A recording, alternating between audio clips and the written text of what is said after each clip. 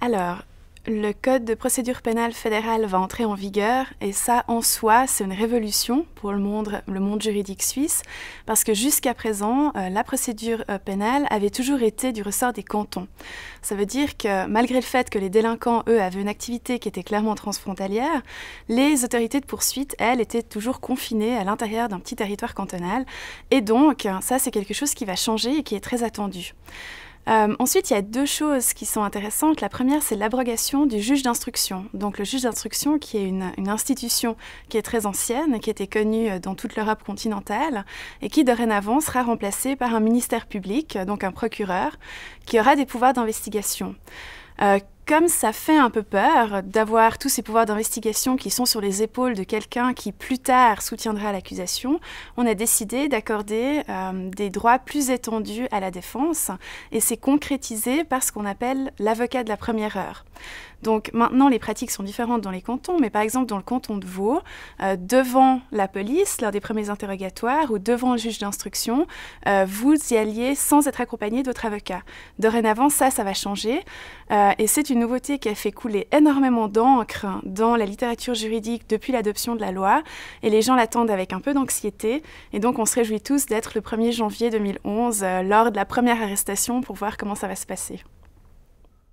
Alors, d'après la loi, la sanction a comme base la culpabilité de la personne.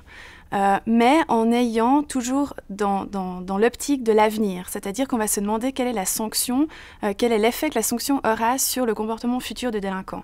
Donc c'est ce qu'on appelle en fait la prévention spéciale. Le but, c'est de dissuader les gens pour ne pas qu'ils recommettent de nouvelles infractions. Alors évidemment, ça c'est une des fonctions qu'on assigne à la sanction, mais il y en a une multitude, et à travers le temps, ça a beaucoup changé.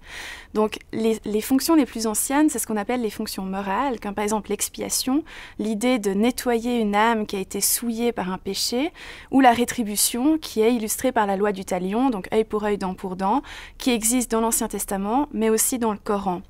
Au XVIIIe siècle, quand la notion de péché religieux et d'infraction à la loi ont été séparées, il y a eu un mouvement vers des fonctions plus utilitaires en fait, de la sanction pénale, avec des buts comme la resocialisation, c'est-à-dire d'aider la personne à être conforme dans la société, la neutralisation, qui est concrétisée par l'exil, le bannissement, la peine de mort ou des très longues peines de prison.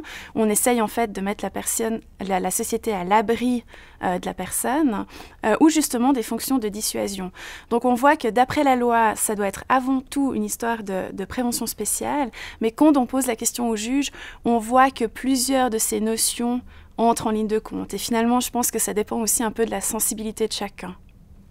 Alors la question de savoir comment ce qu'on appelle la punitivité objective, c'est-à-dire les sanctions qui sont effectivement données par les tribunaux, et la punitivité subjective, c'est-à-dire l'attente de la population par rapport au travail des tribunaux, cette distinction, en fait, elle est étudiée depuis les années 70. Et au début, quand on posait la question frontalement aux gens « Est-ce que vous êtes satisfait de la justice pénale ?», la majorité répondait « Non, elle est beaucoup trop laxiste ». Et au fil du temps, on a développé des sondages qui sont un peu plus subtils et dans lesquels, en fait, on met la personne à la place du juge en lui proposant un cas fictif où on explique le contexte de l'infraction, les caractéristiques personnelles du criminel ainsi que de la victime et on leur demande à eux de donner une sanction. On soumet ensuite le même type de questionnaire à une population de juges et on compare les deux. Quand on fait ça, on se rend compte en fait que effectivement la population est beaucoup plus sévère que les juges.